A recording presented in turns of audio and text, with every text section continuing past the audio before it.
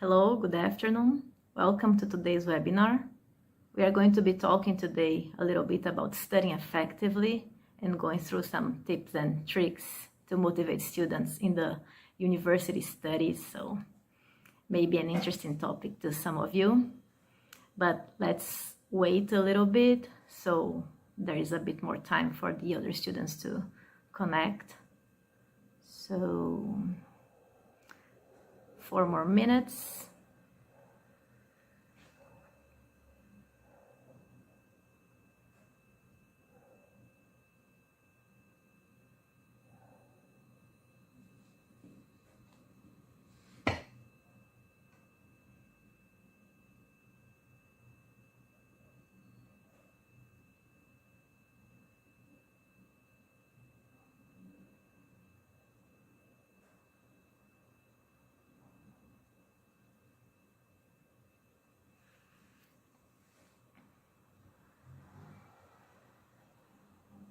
So for the ones who are connecting now, we are just waiting for the other students to come. We are going to wait some 3 more minutes so we can start our webinar about studying effectively.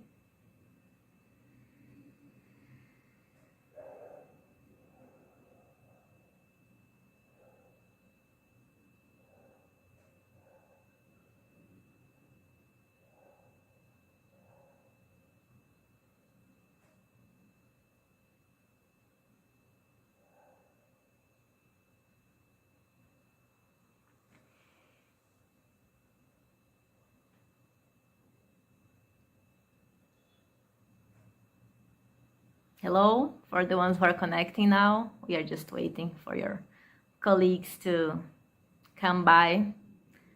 A few more minutes so we can start our webinar and go through some tricks and tips to get yourselves motivated during your studies in the university.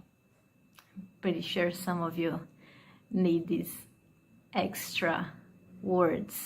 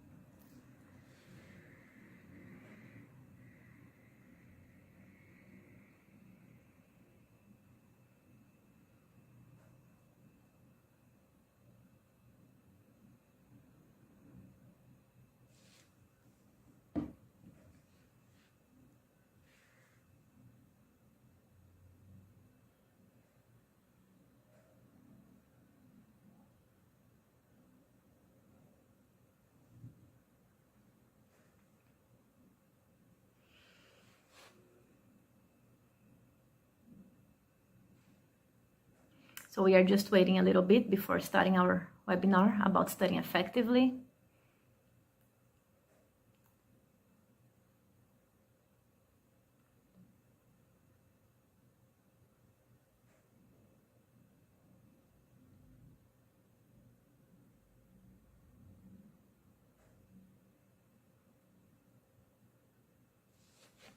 Okay, so I think that this is now a good time to start. So once again, welcome to our webinar, Studying Effectively, Tricks and Tips to Keep Yourself Motivated During Your University Studies. My name is Rebecca Moraes, and I've been working at INCBAC in areas related to education for the last 10 years.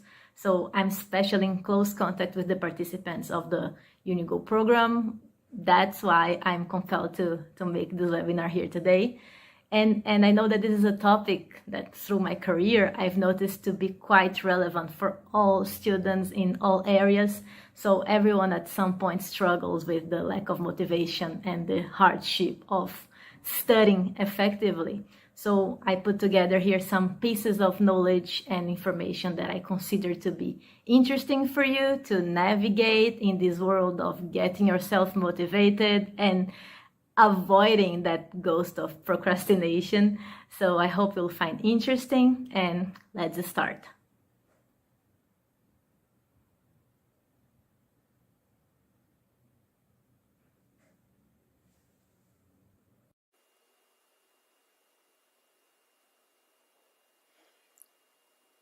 In this presentation, I'm going to introduce you to some theories regarding the way we learn and absorb information.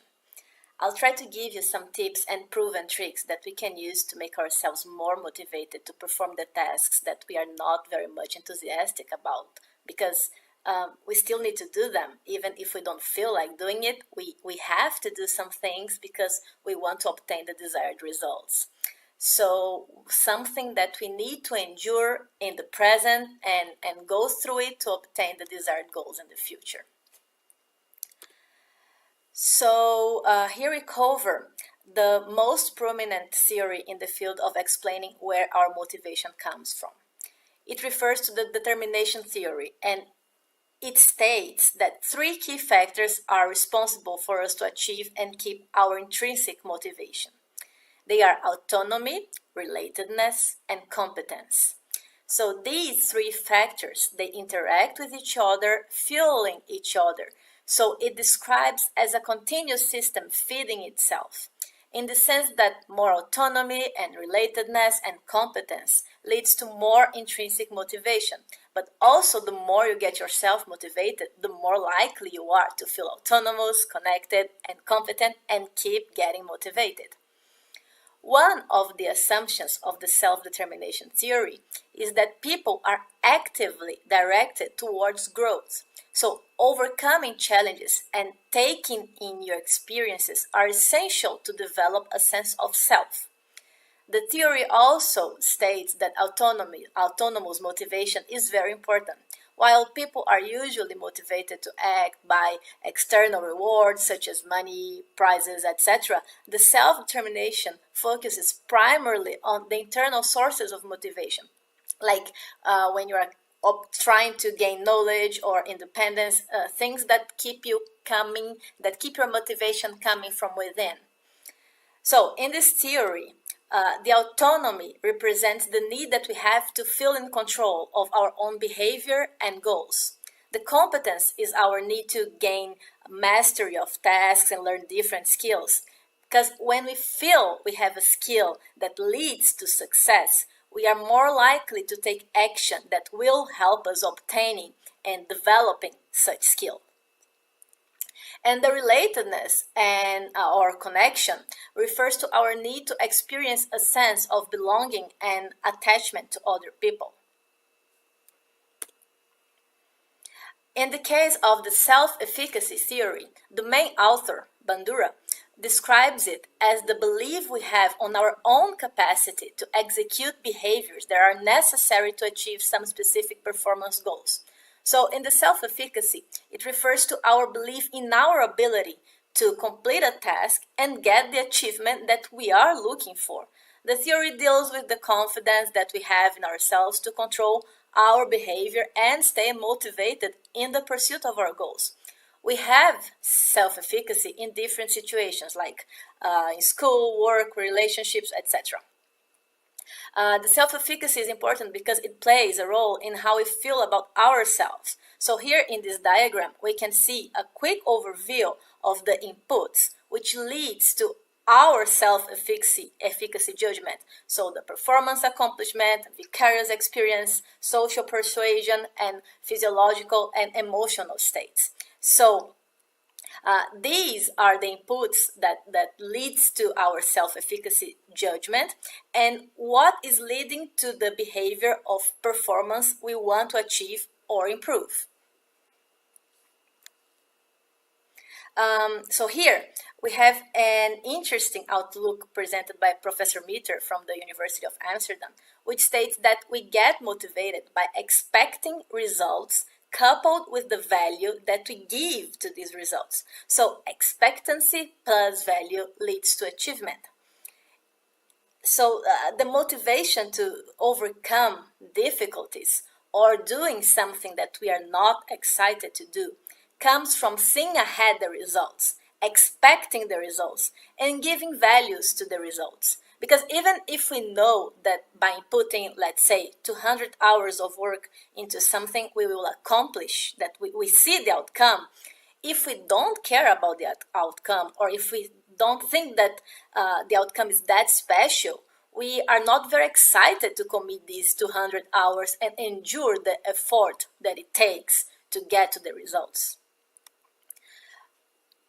So finally, we can see that here we can understand that the motivation comes from a self-feeded loop, where previous achievement gives us the confidence to self-motivate, leading to more achievement and more confidence and more motivation. Because previous success gives us the sense of expectancy. So we already know from past experience that by putting effort, we will endure the hardship of the path, but we will end up achieving the desired goal. So it gives us the excitement, the feeling of success, which gives us more motivation to continue pursuing the goals, despite the complicated pathway. So something interesting, this is some interesting intake, because we add to the diagrams the subjective aspects of emotions and perceptions. Because when we talk about motivation, our interpretation of the situation, it determines how we feel. For example, if something unpleasant happens with us, we feel that it's our fault. If we feel it's our fault, we are likely to feel sad or guilty about it. But if we feel that what happened to us is someone else's fault, then we are more likely to feel angry about it. We are talking about the same event. The difference is how we perceive the situation and how we interpret it. So the same situation happens when we are trying to get ourselves motivated. If we see good results, we feel proud about it, and we are more likely to continue pursuing the goal, keeping ourselves motivated to do the work, because we like to feel proud. But in the other hand, if we are doing the work and because we don't really see the end line, or because we don't really care about the end line, we feel bored, then we are likely to give up, to quit, and to end up not achieving the goal that we wanted to achieve. So here we can also add the variables of quality and quantity when we are talking about the work to be done to achieve a goal.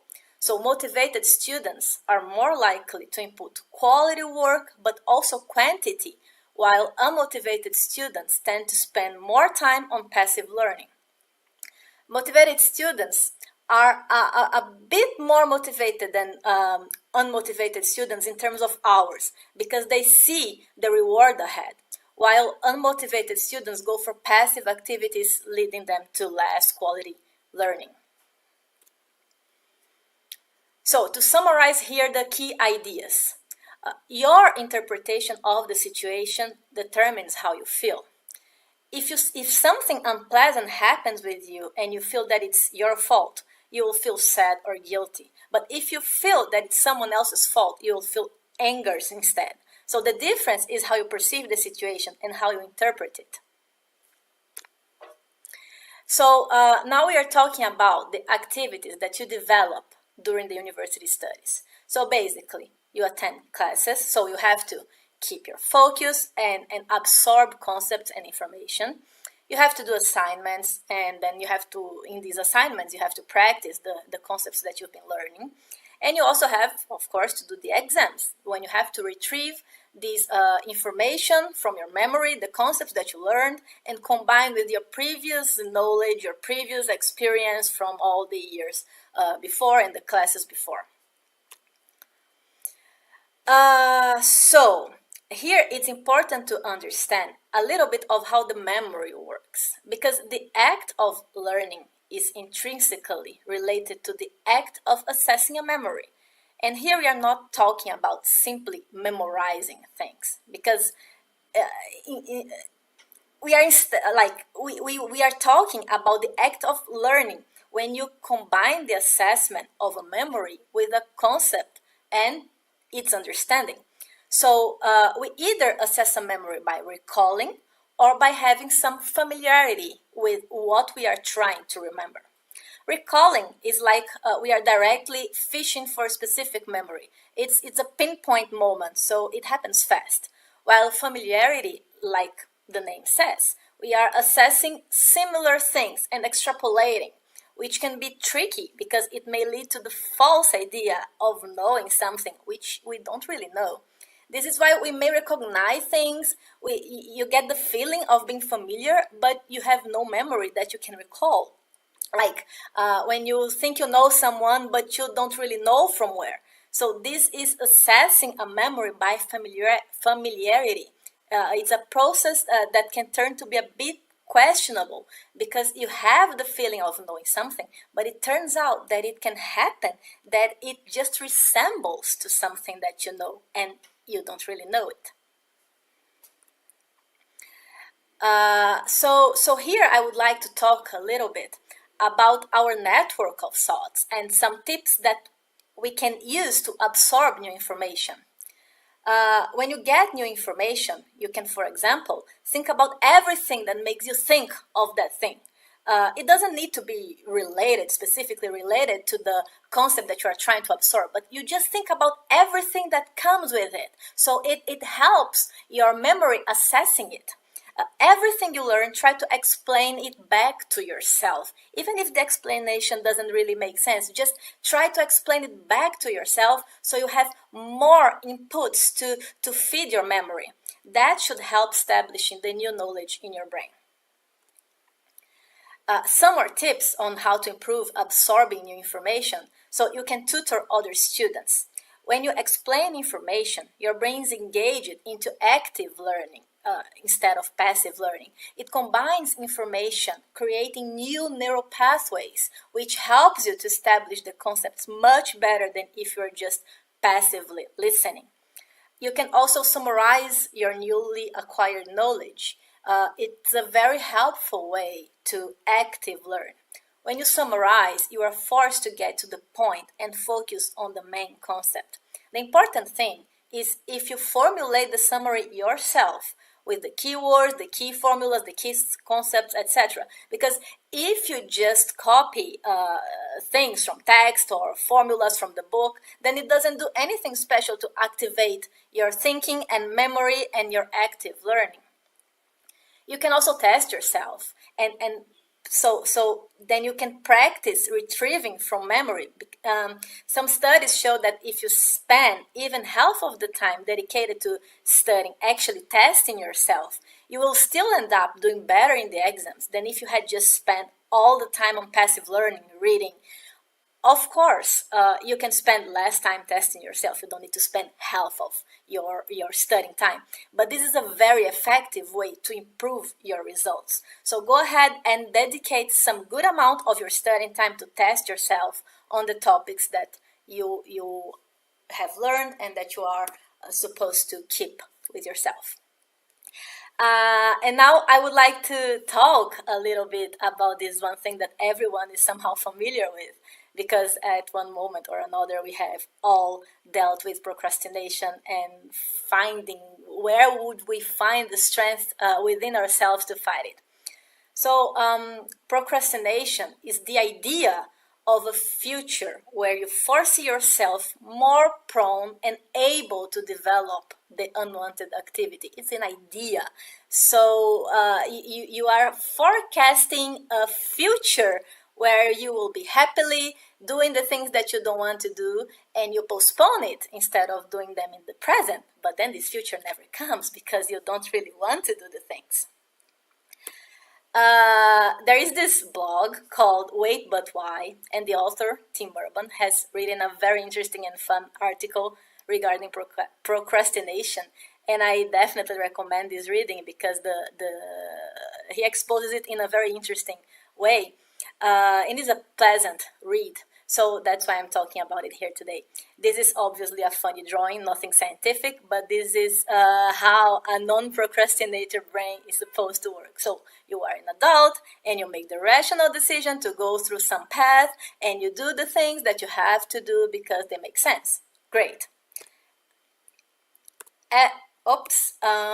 As opposed to the procrastinator's brain. So the funny thing here is that Tim Urban, the author, says that in the procrastinator brain, there is this creature living there, the instant gratification monkey, who is not reasonable at all and keeps coming on the way of the rational decision maker, accomplishing things. Because the instant gratification monkey just wants to play around by scrolling, by watching videos on YouTube, and all the things which are not exactly a leisure activity. You are not really having fun, but still gets on the way of you getting work done. So I find this as a good analogy, and for those who are interested, you should definitely check the full article at Wait But Why. But now I'd like to continue on what can we do to fight procrastination and prevent the instant gratification unreasonable monkey from taking control of our drive to conclude tasks and achieve our goals. So, about the procrastination trap. So, like I said, it's the illusion that at some later time you will be motivated and you will have the time and the energy to commit to learning. But if you constantly postpone, in the end you will not have much time left to learn. And students tend to make plans like, I will work really hard overnight and I will cover the whole material that I didn't do the whole semester because I was procrastinating. And that is completely unrealistic. So it likely doesn't happen, and it is a very unpleasant feeling of pressure that most often than not, it leads to failure. So what can we do? Here are some tips on what to do to avoid wasting time procrastinating. We can create a habit. If you form a habit, you are much more prone to get things done, even when you don't feel like doing them, and even when you dislike doing them. So you can procrastinate less by forming habits. For example, I will wake up, I'll drink a coffee, and I will immediately reply 5 emails. So every morning you wake up, you drink a coffee, you reply 5 emails. So you have a habit. You can also, and this is a very good one, divide the work into smaller accomplishable tasks. But so you can, for example, develop 20 minutes of concentrated work. So you, for example, have 50 exercises to do before doing the exam.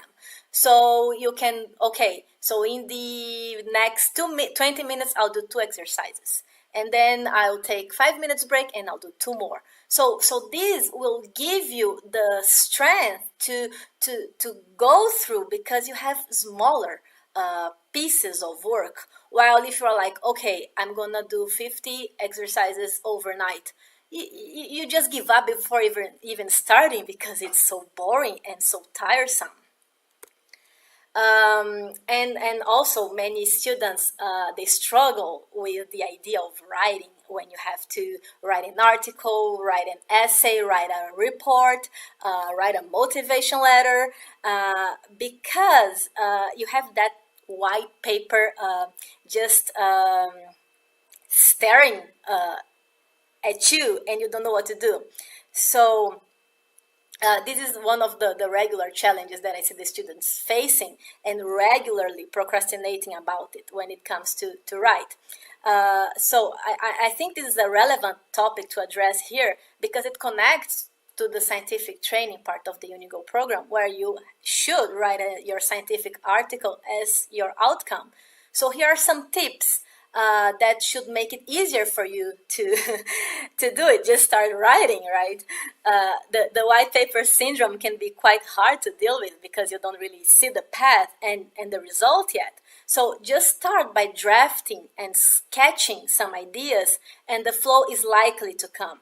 And also, as we already learned, it helps to divide the work into smaller, more accomplishable tasks. So first, you can think about your audience and goal. make diagrams, flowcharts, just random ideas that you wish to talk about. You don't really need to make sense here. Then you can, okay, take a break, and then the next time you come to deal with your article, you start organizing your thoughts. So you start by writing sentences. They don't really need to connect yet, but you can start writing sentences and compiling ideas. Write a first draft. Then you can revise and organize content, ask for opinion from others. Then you can write the final draft and make a presentation. The part of making a presentation is interesting, even if you're not planning to present it. But you can think about presenting it, because when you are presenting it, you end up noticing some lack of connection between some of your thoughts. You're like, here I'm jumping too fast from this idea to this other idea. It needs some connection. So once you prepare a presentation and you are trying to talk and to explain your ideas, you are more likely to spot gaps of things that you want to improve. So you can make a presentation and then you can revise your final draft, leading to a final draft, and finally your article. So this is it for today. I hope I have presented you with some fresh perspective and tips on how to study more effectively and minimize procrastination, and that you have a more clear pathway towards achieving your goals. Thank you for your attention.